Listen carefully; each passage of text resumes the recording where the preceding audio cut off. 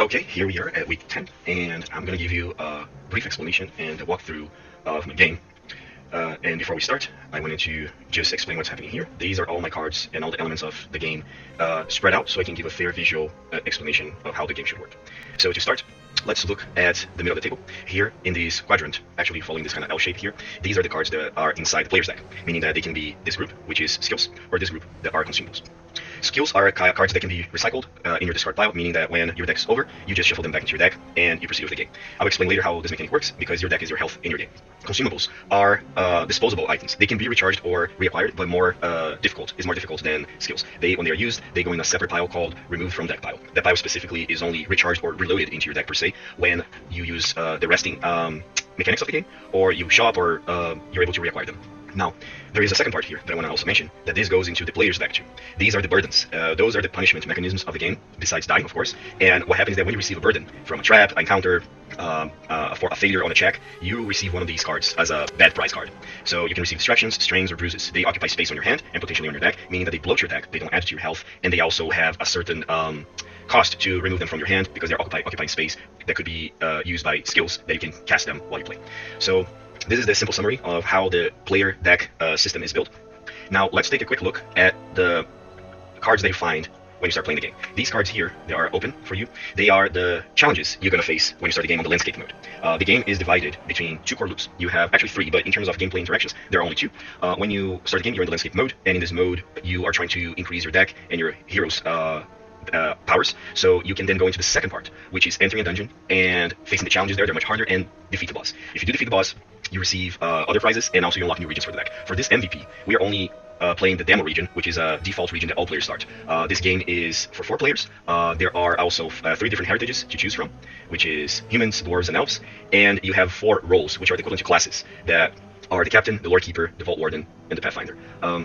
Those roles, they're very important because, as you can see, there are colorful dice that they represent certain skills that only certain roles can use in the game, meaning that certain events can only be rolled with the red dice, the blue, the yellow, or the green, which are directly connected to your role. So this is the simple explanation. Let me just go back here and mention about these cards when you start the game. So the game is composed of these landscape tiles that you start here in the middle, and you walk around trying to find the keystones to then unlock the dungeon of the region. Those keystones, they're going to be artifacts, domains, and heroes. Those are the core parts to complete the game, and when they're acquired, they're put in your player character board here. The tokens are put here, and the cards can be also put in here to represent that you acquired them. So to achieve this, players need to face challenges in the landscape first, and those challenges are divided in 4 different types. They all belong to one deck, which is the landscape deck, but they are slightly different challenges, and they have a mechanic which is almost like a linear ramp, where receiving some of them are better than receiving some others. So let's start right in the middle, which is the neutral point, which are the green dice cards. Let me explain a little bit of the anatomy of the cards here, so it's easy to understand how we're going to proceed in a quick demo.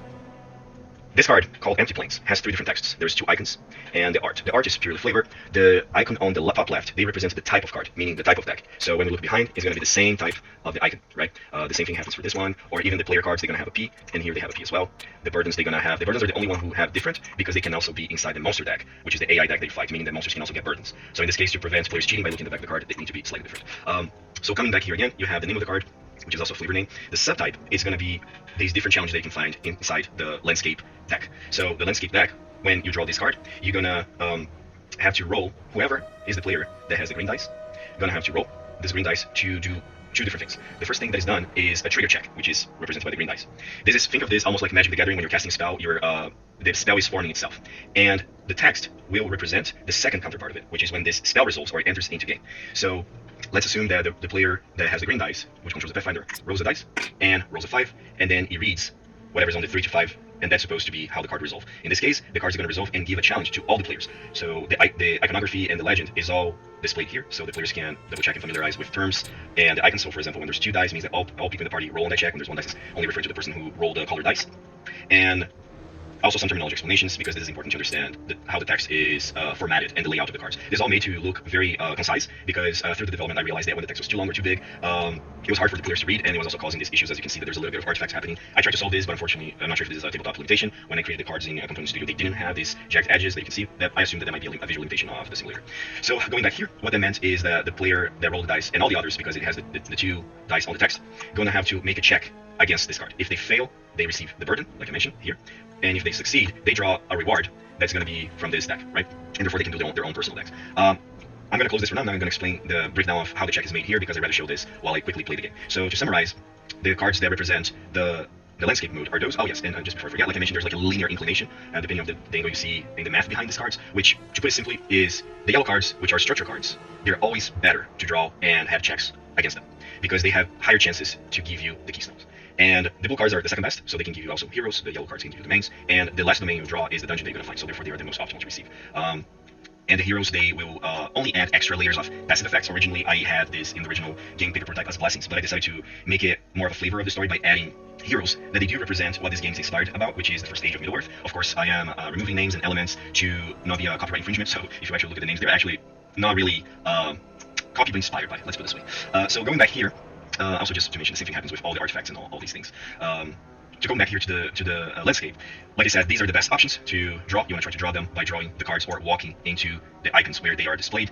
And if you don't, meaning that if you fail to receive them, you're always going to be forced to draw the next card as the previous quality of reward. And if you fail this one, you have to draw from this one. And if you fail this one, you draw from this one, which is an enemy. Or the red is going to be an enemy, but it's not necessarily like combat. It's a check against the enemy. And if you fail this one, you end up getting potentially an elite. And the elite, they are combat, which are played in the combat and dungeon board. They are tactical, and you move your characters on those grids, on those cells of the grid.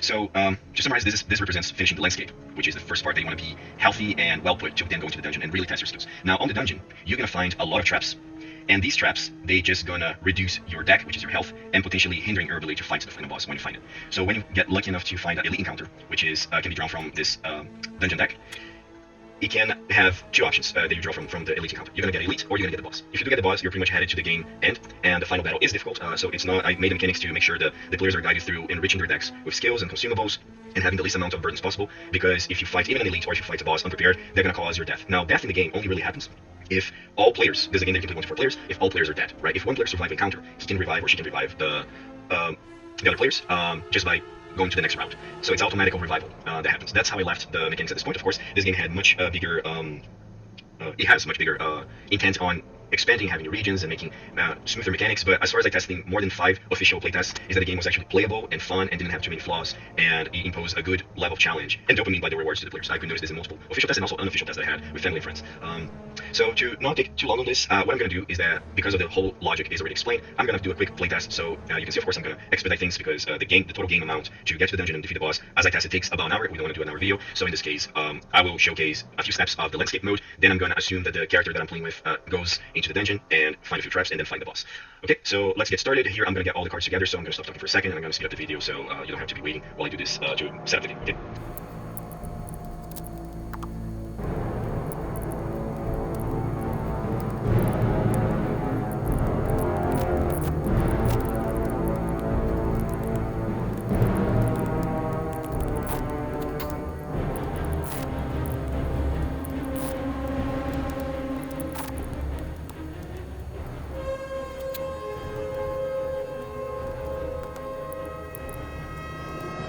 Okay. Okay, so the game is shuffled and ready to go. So just gonna do a little more shuffling and everything. And I'm gonna explain on the fly while I take steps towards the end game goal. Alright, so the first thing the players do, I'm gonna actually be playing with the four characters at the same time, because that's gonna be more easier to understand if I was using the mechanics and the rules when there are less than 4 players. Because 4 players is the optimal way of playing this game. Now, the first thing that the players they do, is to choose their characters by their heritage and their role, right? People can actually choose their role first, but normally I advise you to first pick a type of heritage like that you want to play, and therefore you choose the type of combination you want to have because they can make different combos. So let's go simple and then have a human captain. I'm gonna move this one here, and I'm gonna have elf pathfinder, another elf which is lore keeper, and a dwarf that's gonna be the vault warden. So briefly explain this, captains are good combat dice rollers, let's put it this way, for both triggers and checks, as I explained, and also the combat itself. Pathfinders are the ones who are going to control the movement of the party on the tile, and they are good with techniques of evading, escaping obstacles, and also buffing the party with agility and other types of nimble skills. That's how I also define the 4 types of stats of this game. I will explain them later, but prowess, nimble, wits, and crafts. They are associated with each one of those 4 classes. The captain is. That's not very obvious to players because I don't want to make the game too matchy. So, but kind of like a secret mechanic the game has, which is captains are more inclined to prowess, even though intuitively people would think this. They're not predefined in the rulebook. Nimbleness is for the pathfinder, wits are for the lore keeper, and vault warden have crafts. So Okay, let's now pick each one of the miniatures belonging to each player. So the captain gets the captain, he gets its dice, and the lore keeper, I'm gonna remove the lore keeper, its dice, and the warden, I think actually, I flipped them. Let me fix that in a second.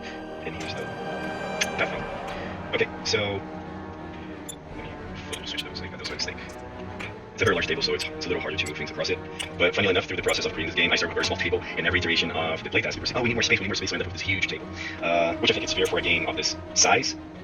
It makes sense, right? So, even though technically it's not a really huge game, actually one of the things that the players mentioned that it's a simple thing that I can do here is just make also the decks a little bigger. But let's keep this way for now because I don't want to interfere with the playtest. So with the race and role chosen, we can start a game by placing the Pathfinder miniature in the middle of the board. So this represents where all players are going to be moving together through the landscape and taking decisions. So each one of these dice colors and the roles that each player pick, a lot of this game is cooperative. It is a cooperative game, so it's a lot of interactions with one another, helping one another with your skills and your items. So every one of these roles, they're going to be also tiebreakers when there's an impasse of what people should do. So the Pathfinder is the tiebreaker when it comes to moving around the map. So the player's going to choose which direction they want to move or which places they want to visit. But if there is an impasse, then the Pathfinder is the decisive voice. The same thing's going to be for combat for the captain. The lore keeper going to do the same when it comes to the keystones, and the vault warden is for the dungeon. Of course, this has much more space to expand in the future, but we're going to focus on this right now. Also, I made these little these little tokens that you can put in your stats to represent the inherent skills you get from your inheritance, your race, the passive stats, and the temporary. So passives can be given by items or heroes or stuff like that, and the temporary are cards that they're going to end in one round or a few rounds, right, or immediately. So before we start, let me just move some tokens around that we can make this to memorize things better. So here the elves, they receive +1 in nimble and +1 in wits, and let's do this. Let's put like a +1 on nimble and a +1 on wits. The idea is also that this game, as it developed further to newer regions, these inherent stats could grow. Your character kind of would level up, or you could even choose to restart a game with a new heritage, like for example, a specific type of elf, like a subrace. Or you acquire more powers on your own heritage as well. So the humans, they don't have necessarily like a bonus stats, but they can reroll any dice once per round and keep the last result. So for the sake of having something here to remind us, I will also add a component, and I'm going to add the bowls here that players can use to have tokens. Okay, so let's grab one of these and just put in the token area here. So we remember, oh, what is this? This is supposed to be about this thing here. This reminds players the game can, any RPG or heavily stats game can be hard to remember things. So I'm trying to give the players the best tools to not make mistakes. Alright, so this one is right. Let's go to this one. Same thing gonna happen here for prowess and craft. So we're gonna get some of these prowess and craft. Let's put them right. Oops, this is actually the incorrect one. This one is. I'm going to do them +6 already. That would be cheating. So prowess and craft, and lore keep is gonna be nimble and wits. Let's actually. Oops. Made a mistake there. Let me go back here.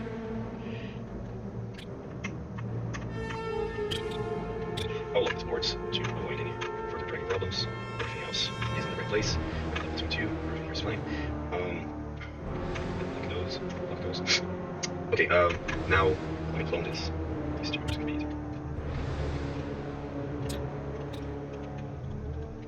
Just because they'll be done probably simultaneously by each player. Okay. With this set, the next step is getting the starter cards to build your deck, and therefore have your prepared hand that you can use during the interactions. So the game has a deck, a discard pile, removed from deck, and also removed from game, but the removed from game doesn't necessarily enter in this demo. Now that I remember, if anything, we're going to have a separate pile for that. So in this case, just to understand, the players, they always have 7 cards in their hands. There are passive effects that can modify that, and every beginning of the turn, or they discard their extra cards, or they draw from their deck to have the 7 cards in their hand. Again, if the deck is over, the discard pile is shuffled back into the deck, and so forth, and the player health is going to be their deck. So to start a game, each player is going to receive 7 skills and 7 consumables. I'll write down here consumables so we don't mistake them. Which way? The wrong axis, yes. Here, change the rotation to 0. And here we write C's. The burdens are self-evident because they have the different pack. So we're going to draw 7 cards from skills, 3 cards from consumables, and we're going to face them down, shuffle, oops, one button, I'm going to put here, and then shuffle. And players can play with their hands open.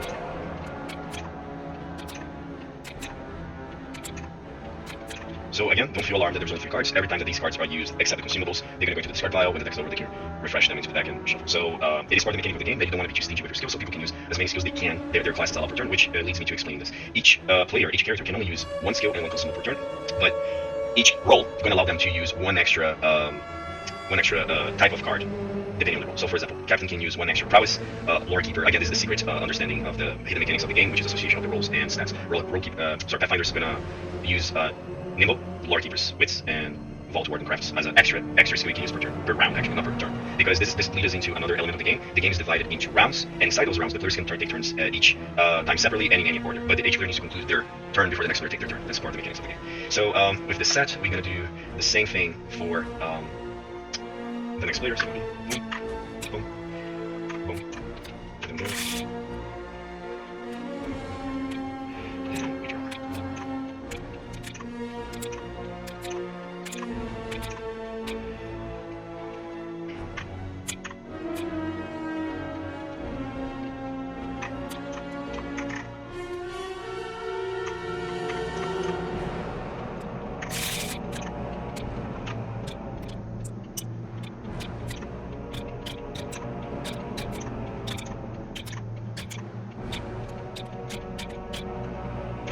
And lastly,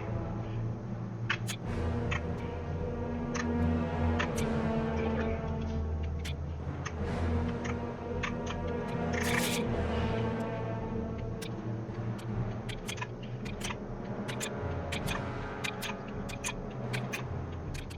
Okay, now the players are ready to start.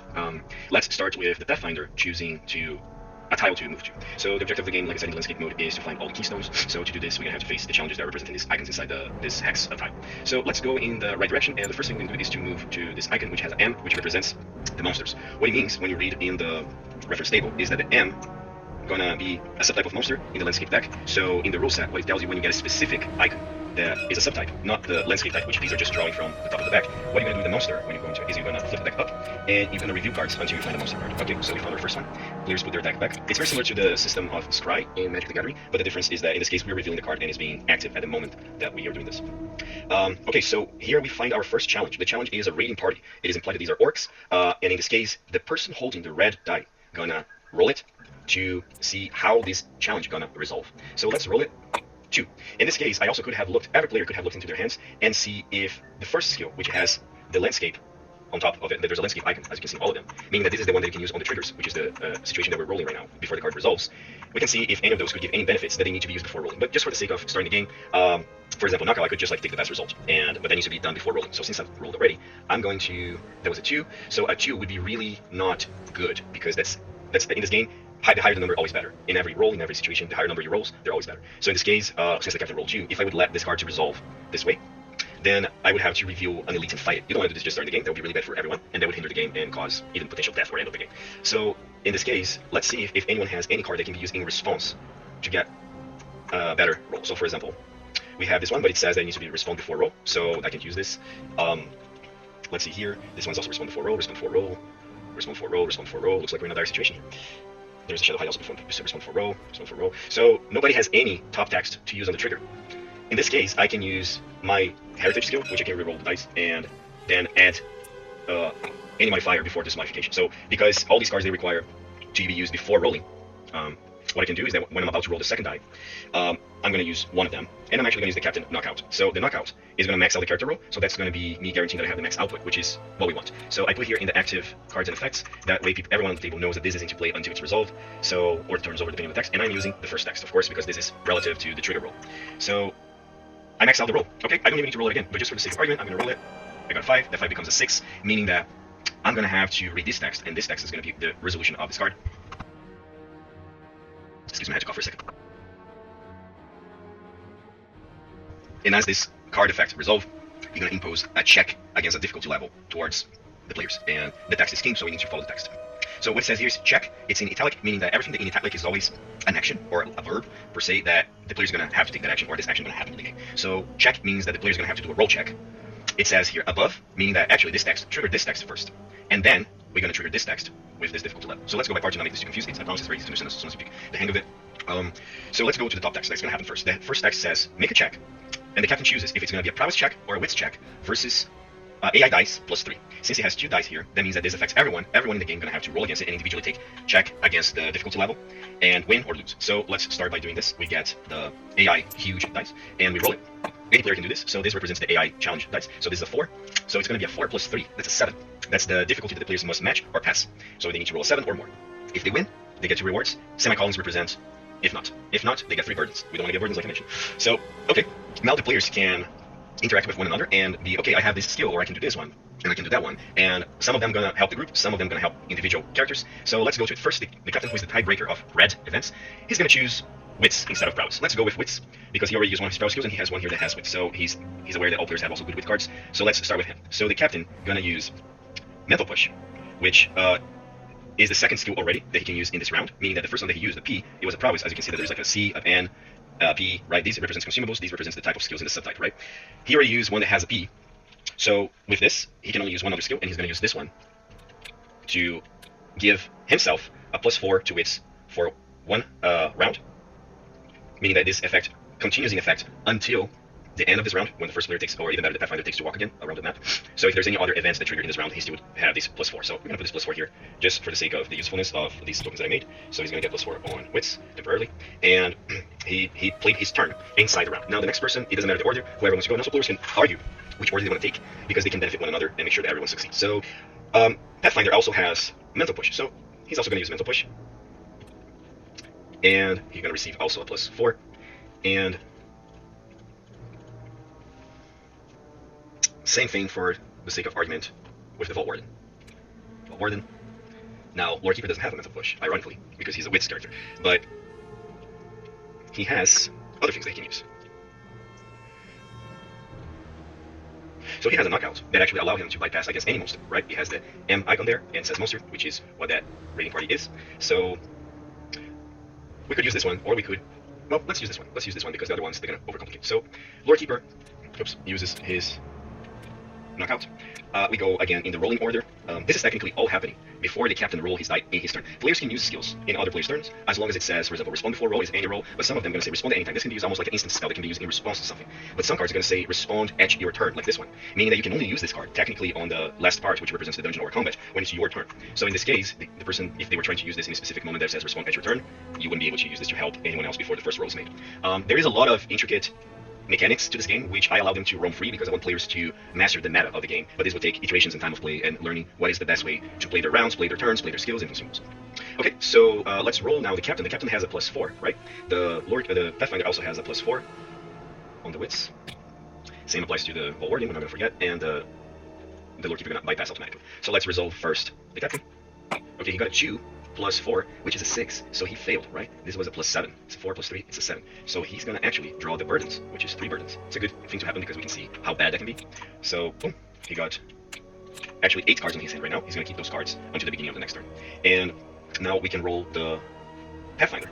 So the Pathfinder, I'm going to roll his die, which is a 4 plus a 4, it's an 8, so he passed above 1 point. He's fine. He draws his rewards. The rewards are 2 rewards. So he can choose. He can get 2 consumables or 2 skills, or 1 consumable and 1 skill. Sorry, 2 consumables or 2 skills, 1 consumable and 1 skill. So in this case, he's going to get 1 of each. So he got those, he flipped them, and they go into his hand. He can choose which one to keep here. And in this case, if this one is, actually this is something I forgot to mention, when you draw rewards, the first, until you complete 7, they actually go on top of your deck, whatever is extra. But in later times, if you have by any chance that a card makes you draw cards, and if you have 8, then you're going to have to readdress this when the turn starts. Same thing happens here, he wants to put the potion on top of his deck. The Vault Warden, which also has a +4. There's a 3, there's a 1, 2, 3, 4, okay. And he also has a +1, right? Also, I forgot to mention that he actually beat it by another one. And as you saw, the captain already had to use his reroll once for the trigger, so that's why he couldn't even reroll the burdens. I forgot just to clarify this, because I know how the game works already, and I jumped really fast on this. Okay, so the Vault Warden is going to roll his die. Boom. Got a 2. That is a 2 plus, oh, actually, this is incorrect. This is right here, so that's why it's good to check things.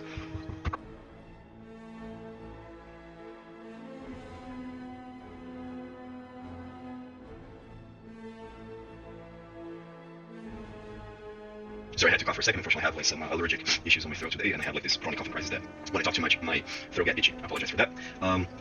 Okay, actually, let me do something that because I'm playing 4 players, it's hard to hang of all this happening. Before he actually rolls, I want him to use a consumable. So he uses this consumable, the potion, with potion, and that's going to give +2 to his roll.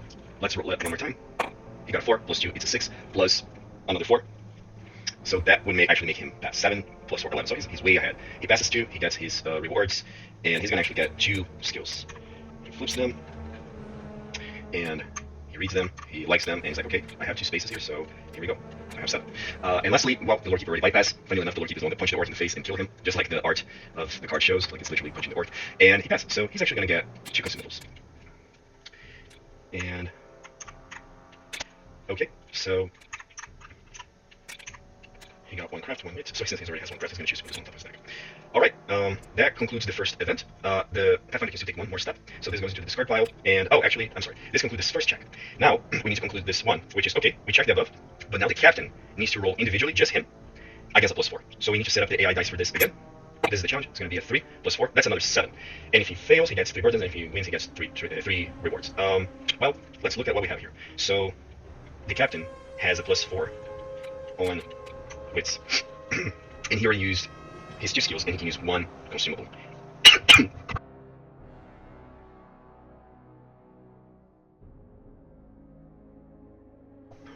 So, I apologize again, I have like a sword and dry throat. So, he can use his consumable, and he's gonna use his craft potion. As he's using his craft potion, he's going to choose himself to get +2 of wits, so he guarantees a better roll. So he's going to have a +6, so technically he would automatically get a 1, almost, and that would still beat the challenge. So he beat the challenge, and now the challenge is completely concluded with him drawing 4. Actually, let's get 3 consumables and 1 skill. Okay, so his choice here is to get a revive potion, because this is really good to keep, and actually it's better to keep this one first, and then he can put in any order all these cards on top of his deck. And he's going to have the Inspire Resolution. Alright, he has 7. This concludes the round. All players rolled. There is no rewards to be drawn, and nobody has any pending effects to check. Now, the player is going to grab their cards and put them in the correct discard piles. So, in this case, the captain put it here. The consumables goes here in the remove from deck, and this one goes here. And these go also to their respective owners. You gotta be really careful to not mix those cards, because it's important that every player deck doesn't mix with one another. Players cannot give each other cards. They can use cards on one another, but the cards belong to them when they're acquired. So let's remove the +4 there. There is also like a +4 to remove here. Okay, so this concludes the first step here. They beat the monster's discarded, and no keystone was found, because the monsters, like I said, they were not the best optimal chance of getting keystones, but what that means is that now they can go and draw from the regular deck. So they can choose to come here, that's the only alternative, and that means that they're going to draw from the top of the deck, draw it. Okay, so they found Elven Patrol, which is a blue one that represents peoples, and they are rolled the trigger by the Lord Keeper. So let's take a quick look, and then I'll remove the card again. It has a subtype of P, which is peoples. It is part of the landscape deck, so we know, and the blue player holding the blue black dice rolls this one. And again, if you fail, if you take a low roll, which is 1 and 2, that will push you down 1 tier on the deck drawing system, which in this case, lower tier for the peoples would be going to landscape, and lower the landscape would be monsters. I just like to re-stress this, because this is the mechanic that I added to the game that guarantees that players don't feel too random, and they have more agency in their choices, and they can actually try to make smart choices to beat the game. So they find that Elven Patrol in this default region. Okay, so all the cards effects that we had, they already done because there's a new round, and none of them had to keep it for...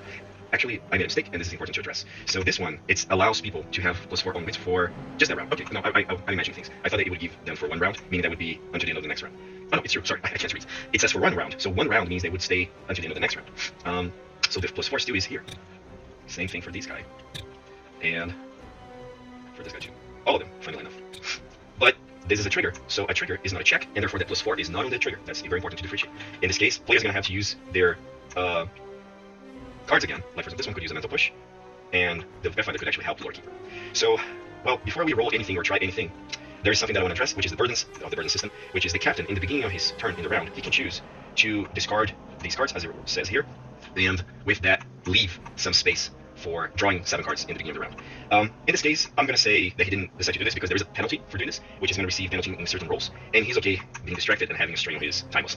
So, let's keep this way for now, since this is a blue roll, not a red roll, and we're going to move forward, and let's see if the Lord Keeper has anything that he wants to use, otherwise the Pathfinder going to help him. He could use a potion, but again, potions they're more powerful than skills, so you don't want to overuse them because they don't refresh when you refresh your deck. And in this case, let's simplify things, and let's use Pathfinder going to help by giving a mental push and choose the Lord Keeper on the trigger effect, right?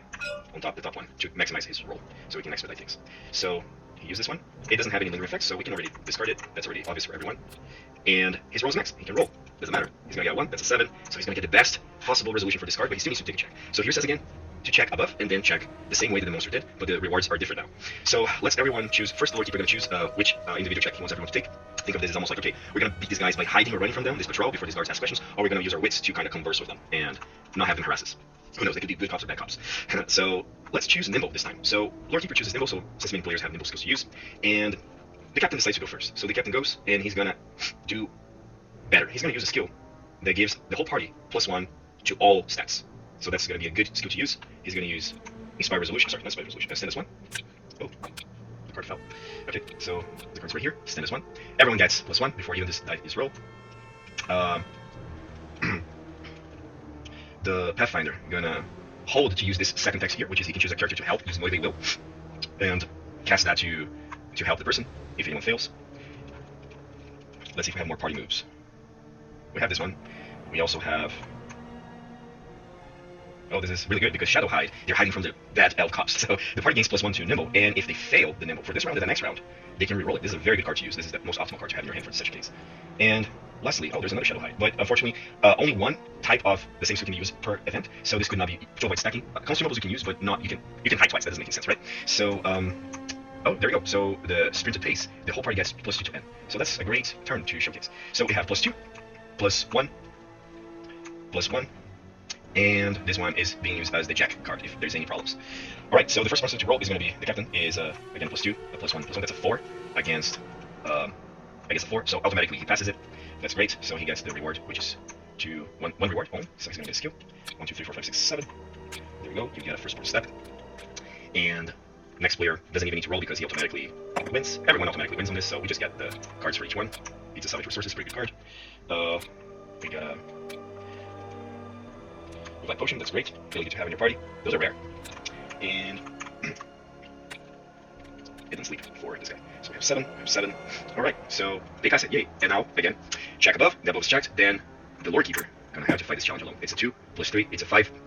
So since they already have for 1 round these effects, this one's only for this round, but still is in place. This is also for 1 round. What's gonna happen is this is gonna be a 5, so it's not an automatic roll, right? Because we have 2, 1, 2, 1. Oh, that's actually automatic roll because when he rolls it, even if he gets a 1, he will win. Yay, so he won. Now he needs to make a tough choice. This is the point that I wanted to bring to this demonstration, which is he can choose to scribe one structure card, meaning that the players would flip this and try to find a structure card and put on top of it, meaning that the next step they would take here, that you draw from the deck specifically, would be that. If they would come here, what they would do is to reveal another card, not that one. And, well, or he does that, or he reveals a hero already, which is one of the keystones. So let's go with the hero, since we want to showcase the heroes as well. So he got Luthien Continuity, if you understand the joke here.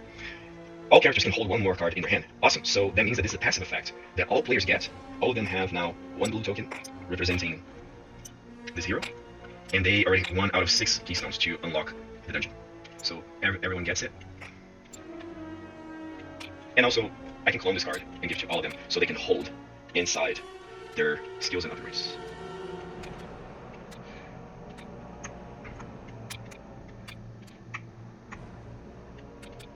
Perfect, so now inside each one's player board, they can see this card so they don't forget.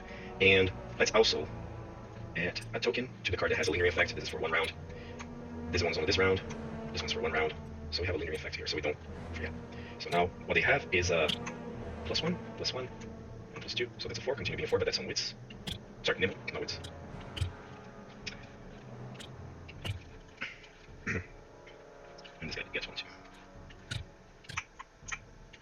Awesome, so with this, we conclude the challenge, and everyone got 1 keystone, and they can move forward to the next round, right?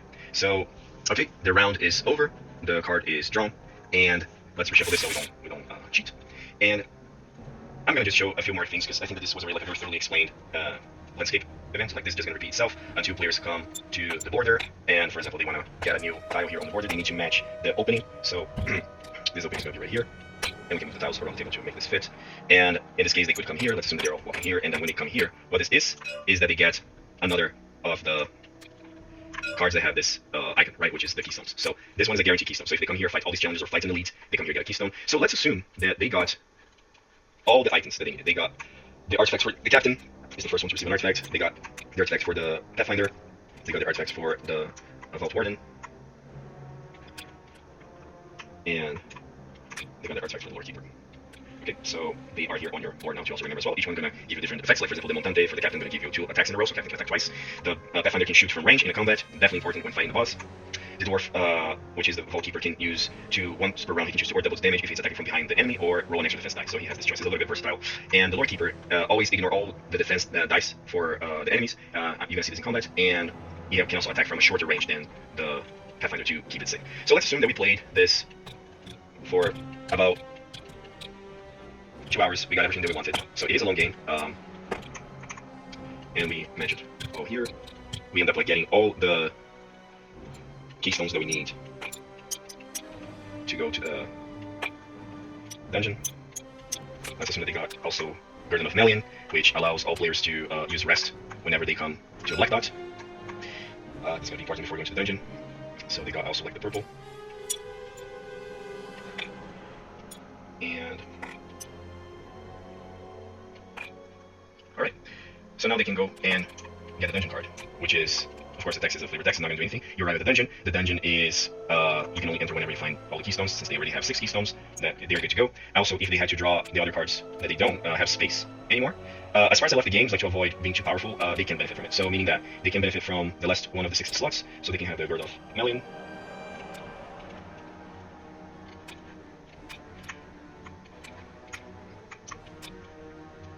And the last one, which is the Hidden Sea of Doria, another pun intended in the names, is they're not going to receive these double rewards. They chose to pick the 6 stones, so that's the rewards that they can bear to not have the game being too overpowered. So let's dive into the dungeon, so I can showcase how the dungeon works really quick, and then we can move into the showcasing the final boss combat. Start at the dungeon. What's going to happen is this: every player gonna what is in the way here? Oh, okay, let's have this. Every player going to put their tiles, their characters in the cell tiles whenever they want. They can put it together, they can put it separately, and that doesn't matter. They can also take turns in any order. Each player just needs to conclude their turn. And they're going to start exploring the dungeon, which is going to now change how the game is played per turn, meaning that each player is going to move individually. So let's start with the captain. As soon as the players put their characters in the grid, the first thing they're going to do is to reveal everything that's around them. So we have these tiles that they always need to be orthogonal, and they always need to make a path for them to walk. If they do not see the tile in an orthogonal adjacent way, they discard those tiles back into the pile, and they draw new tiles until they find event tiles, which are gonna allow them to challenge traps. Like for example, this one's event tile to challenge traps or find an elite or boss. So this is what we have here. Also, this is like endless, meaning that this character, the Pathfinder, can come to the top, so he can see what's on the top. People can choose the way they want to display these tiles, as long as they make a path, like I mentioned. You cannot block the path. Same thing for this one. Boom. Boom. This is to represent the dungeon crawling, so this is like randomized events. Not every tile going to be the same, not every event going to be the same. They're going to draw now from, we're going to remove the landscape deck, it's going to become inactive, and we're going to draw from the dungeon deck.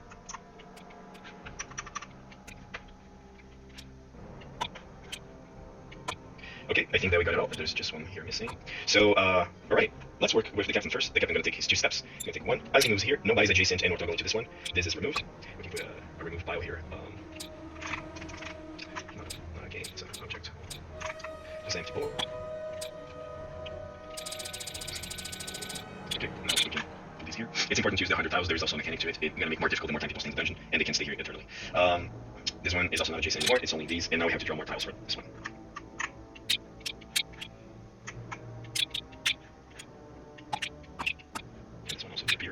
Oh, look at this. He moved 1 here, and now what he can do is he can move, come here, and he triggers a card from the dungeon. Okay, so the difference here is that triggers that we had in the landscape mode, they don't exist here. The first text is going to be already a check text. If you see the icons, they match with the check of your cards. So the second one now represents the first on the AI cards, and these are individual. They can only affect whoever sat on them. So this is a spiked ceiling. Imagine that the players are discovering the dungeon, and there's a spiked ceiling that tries to come down and hurt them. So in this case, the captain needs to roll P or N, and on a success, he gets regular rewards, which is 1 reward or 1 word, right?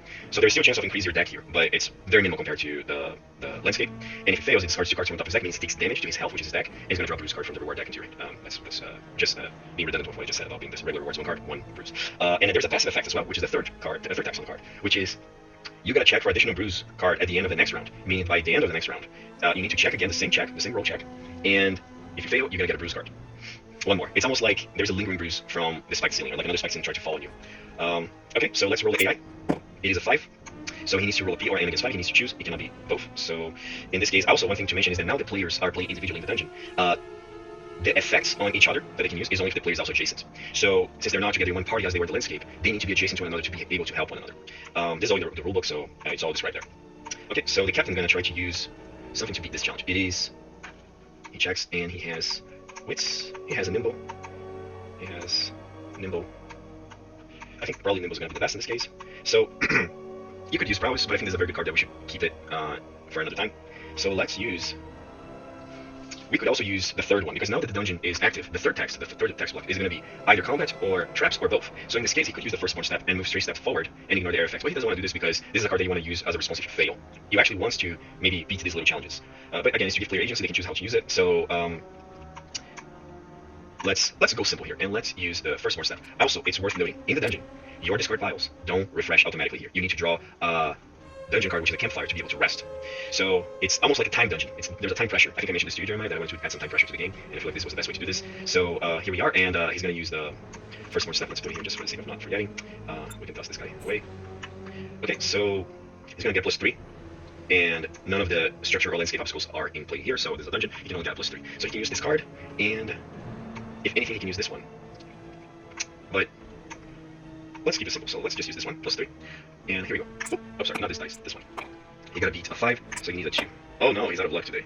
So he got hit, and what happened here is that he's going to have to discard 2 cards from the top of his deck. That's really not nice.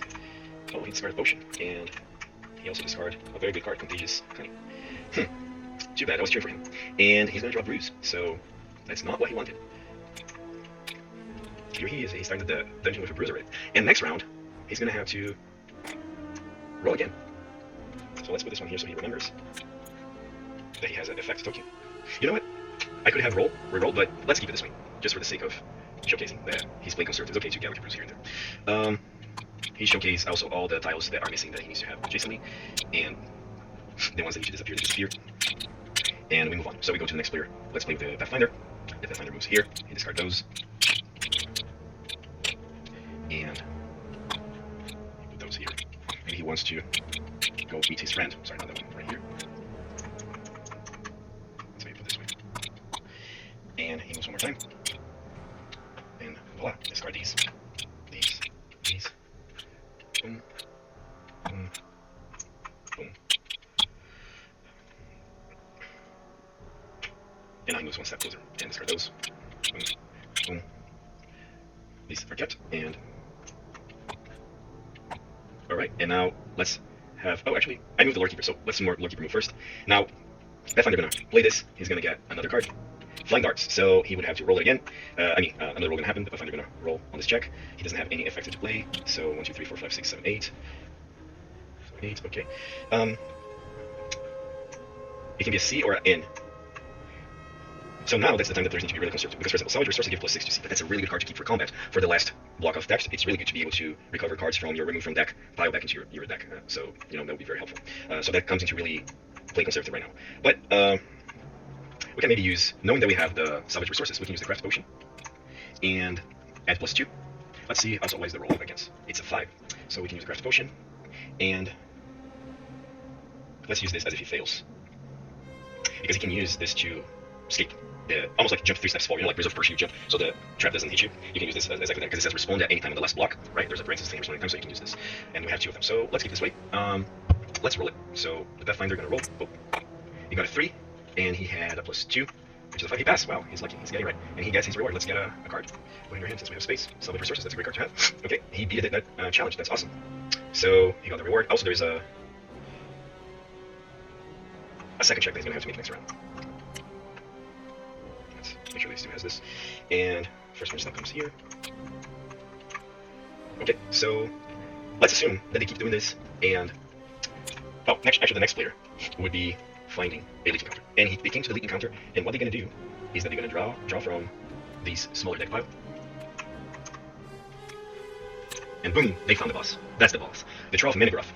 So what's gonna happen right now is, actually before they find it, the text is a little bit blurred. That was one of the issues that I told you that unfortunately has with the cards. Having to, in component series, this was readable, but here it gets very blurred.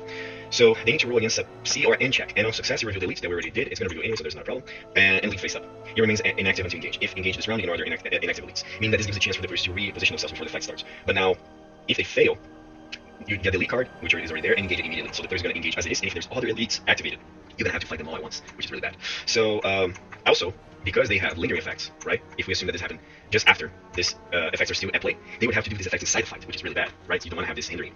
But in such a case, let's roll. Let's say that the Vault Warden rolled it. And he rolled. Oh, he didn't use anything. He got a 4, which was against a 2. He succeeded. Okay, so the players, they could move around and come all together to be ready to fight this elite. So they remove these effects. These effects are not in play anymore. Let's put this one here. They escape these effects just for the sake of showcasing. And here we are. We are about to fight the troll. What happened is that we get one of those. They are the possible elites and the boss that you can find. There's like a morgue, that, a orc, or evil spirit. And we have the boss. We put it in the middle. It occupies 4 tiles. We remove everything from here. Also, it's very important that some of these traps, they become persistent, even in the fight. So, for example, here's a campfire. Let's say that they got the... Oh, where are they? Crumbling wall. So they got a crumbling wall. The crumbling wall would make the tile that is right here to continue persistent through the whole fight. So we remove all these. They're all out of the game.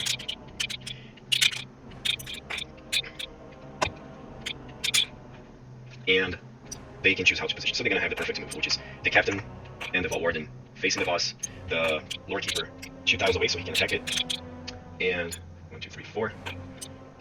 The Pathfinder a little further away. And let's say that there's like this passive card that stays here. As it says, the passive is that this persists and continues blocking the movement character. So players can use the tactical movement with this, because some bosses, the intention was that some bosses are going to have cone effects, linear effects, they shoot in a range, so you can hide behind these obstacles.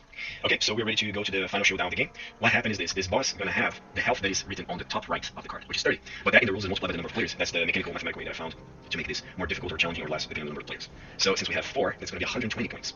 Those points, they are from this deck. We're going to duplicate it 4 times, since they have 30, so they have 120. There we go. And we group them, shuffle. This is the health of the boss. And that's what they're going to have to fight here. We can put it right here. Actually, I didn't put this very organized, because this was where this is supposed to be. This is the elite counter. And these are okay here. This represents the boss that we're fighting. Okay, so, perfect. The boss wasn't awakened right away when it was found. They can choose how to engage it. They have the perfect setup. And they can start. So let's start to finish this with the captain. And the first thing that actually happens is the AI takes a turn first. So the AI going to draw from his deck. And here's a number 1, right? So it says, use the respective elite encounter card line. We look at the elites, and it says 1. So it's going to be a brute swing.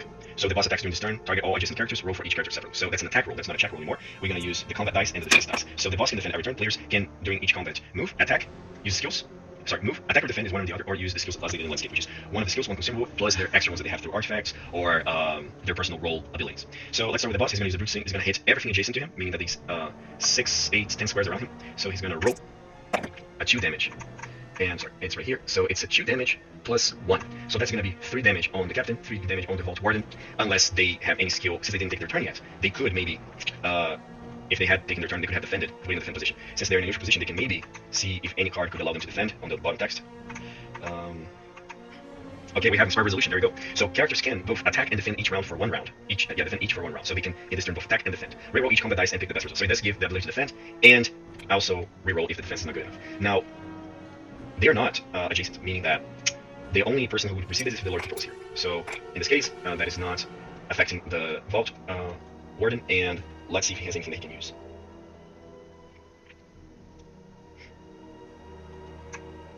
There are some things that he can use. So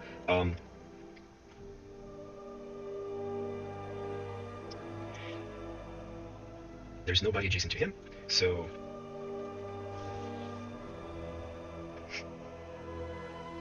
nobody can use anything on him because they're also far away. We're gonna use Eden's Leap. So Eden's Leap can allow him to, in response to the attack, well, actually, even better, completely forgot it, but he can choose to use a defense roll this round. So he's going to use this to protect him from the attacks. So he's going to decide to use this, so this is exhausted for this turn. And let's start with him. He's going to defend against it. Ooh. He defended 0. That's a really bad defend. Let's see if he has anything else he can use.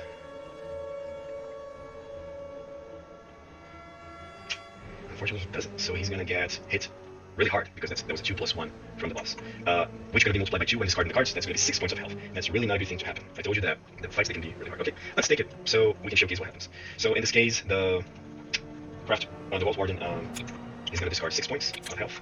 2, let's group them. 5, 6. That's not bueno, but he decided to not use anything. And that was it. He got hit. Now we roll a hit on the captain. Okay, the captain defended. He didn't take anything. So he's fine. He doesn't take any discarded cards. And they proceed now with the player turns. The Vault Warden is really angry and he wants to attack him first. So in his haste, he's going to use Double Strike, which allow him to attack 1 extra attack roll this round.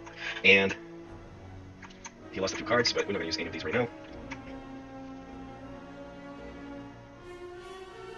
And he's going to use Contagious Cunning. So this card, the last text, says that whenever a player attack, he's going to receive 1 card from the discard pile or the RFD pile every time that the person attack or defend this round. Not this round, for 1 round, so there's 2 rounds. This one and the next one. So we can put 2 tokens here. And discard Double Strike. And let's roll. Since he already used his shield inside the X, he cannot get double damage. Let me see if there's anything else that could cause some damage, extra damage. Not yet, so he's going to just roll. Whoop. He gives 1 damage, and the boss, different than the players, he can automatically defend even though if he attacks. So he tries to defend, he completely blocks out, he attacks again, gets a 3, he tries to block again, gets a 1. At least he scratched the boss. So the boss can discard 2 cards from his deck, because again, it's the result multiplied by 2 to remove the cards from the deck. So the boss got hit. As the boss gets hit, he moves, he faces the enemy. That's a mechanic of the game. The last person who hit it, the boss always going to face that person. Alright, so now he can still move. He already used... Oh, and by the way, he can draw. He attacked twice, so he can draw 2 cards. 1, 2, 3, 4, 5.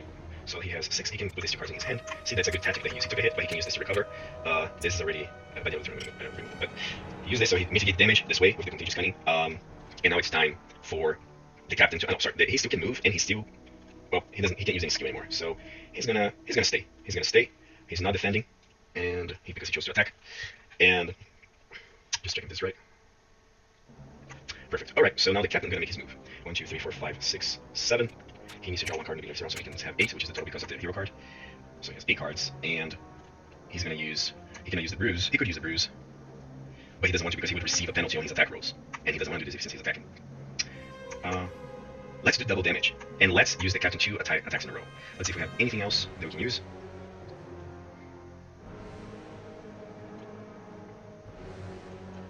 We're good. So let's use knockout. And this one's discarded. Perfect. So let's do double attack for 2 attacks. Alright, so we roll it. 0, come on. 0 multiplied by 0 is nothing, so the first attack is pointless. Do they have anything else? Nope. And also nobody can use anything on him. Well, this should have the respond for roll, so let's go with our mistakes. Doesn't defend, roll it again, it's a 1. Monsters defend, defends a 1, so it lost all the damage that he put on. Okay, that's it for the captain's round. He can actually move 1 step backwards to avoid being hit by the next attack, as using his movements per turn. And there is 1 more skill he could use, maybe? It would be a Wits, but he could use this to draw cards from the reward pile.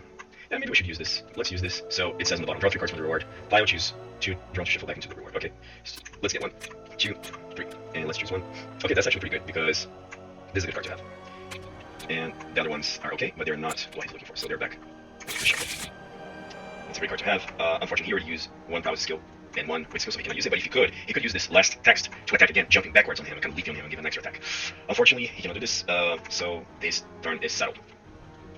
Okay, so now let's move to the Pathfinder. The Pathfinder's going to shoot his arrows from a distance. Let's see.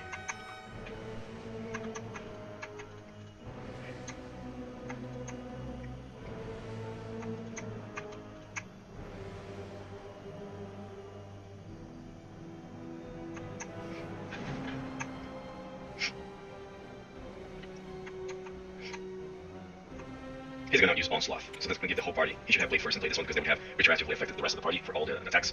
But because the players let's assume they're learning, so they could have used this before, but he didn't. So he's going to use this one. He's going to give 1 plus attack damage. That's a prowess. He can also use 1 extra nimble. Let's see if he has anything. That's defensive. I think he's good to go. Alright, so he's going to roll with a +1.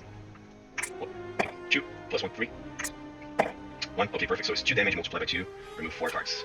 We're raising the boss. There we go. There's only 113 to go. So, of course, I'm not going to finish this combat. Let me just use the last player to play, which is the Lord Keeper. So the Lord Keeper bypasses the boss defenses, so the boss doesn't have any damage reductions in dice roll. And what he's going to do is he's a little bit kamikaze. So he's going to take advantage of this one, the Onslaught, and he's going to,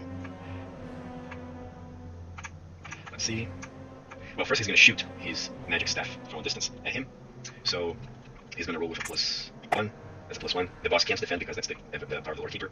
So that's a 1, right? 0 + 1 from the Onslaught. It's multiplied by 2, 2 cards. And now he's going to, just to finish the scenario, which is actually the card that I made first. That was literally the first mechanic that I made, is the F.A.M-E.D Sleep. So what he's going to do is going to use the less text, and it's going to use in combat to jump towards the boss. And if he lands adjacent to the boss, boop, he ends up attacking him again. So he can attack one more time. Boop. He has 0 + 1, and he got 2 more cards that he discarded. Alright, so we killed 10% of the boss in the first round. So that it's a good amount, mathematically speaking, of how many rounds that would take. This would reset now the boss. Now, of course, he's facing the enemy, the less attacker, and he's going to use his skills again. He got a number 1, but just for the sake of showing difference, this is number 2. So he's going to do something that gives an AoE effect to the whole map. Look at this description. Ground Slam. The boss doesn't attack or move this turn. All characters roll individually against physical or nibble check and add +2 to the challenge, meaning that's going to be the roll as a check with a +2. On success, even on success, the players, if they succeed, they're going to still discard 1 card from the top of their deck and can only move 1 tile around instead of 2. If they fail, they discard 3 cards and they're stunned for the round. Stun is referred here in this reference table, meaning that they lose their turn this round for this round. So, in this case, everyone will need to do a check. And this is just rephrasing again. When you're in the dungeon, you can use the middle and the bottom text, and when you're in the landscape, you can use the top and the middle text. So that would conclude our playtest. But just for the sake of showcasing, I'm gonna roll these checks. So, let's see. The captain could now use. He can actually use F.A.M-E.D Sleep and ignore the effect as it says here. He can use for attack or defense, but let's use first point step. Maybe it's a better one. Or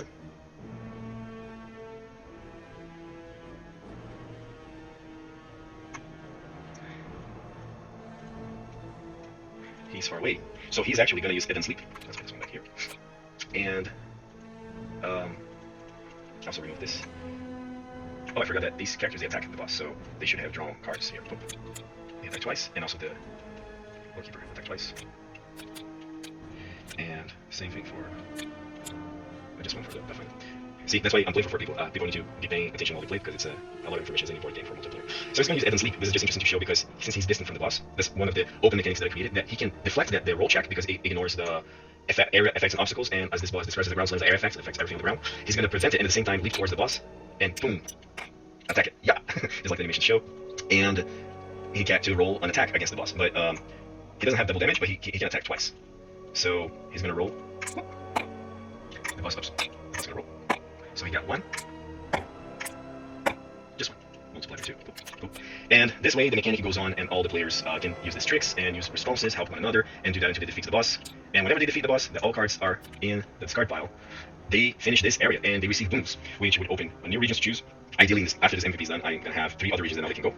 They're going to unlock heritage cards to increase their heritage or get new heritage to play, and they also get skill upgrades to keep their decks and their characters for a new session, choosing a new region, or they can start fresh with all the perks they unlocked from this region. This is very similar to the Slay the Spire, and everything is moved out of the place. Those things are put back where they were, and the players would now redraw rewards and tiles for a new region that could have a few modifications. That's all would be in the rulebook as well. Each new region going to increase the difficulty level. They're also going to have new mechanics, new bosses, new monsters to fight, and even a few new landscape cards. So this would give the MTP the possibility of expansion, and that would grow until they pretty much they're tired of fighting new regions. This is also like a matter of like development of the game, of how many regions we would have. Yes, this concludes our exemplification of playtest and how the game works. Hopefully this was very self-explanatory. Of course, there are many mechanics in this game that I couldn't address directly for each card, but this is the overall sandbox that we're playing on that hopefully makes sense. I hope you like it, and I hope that anyone seeing this can also get a chance to play it. Thank you.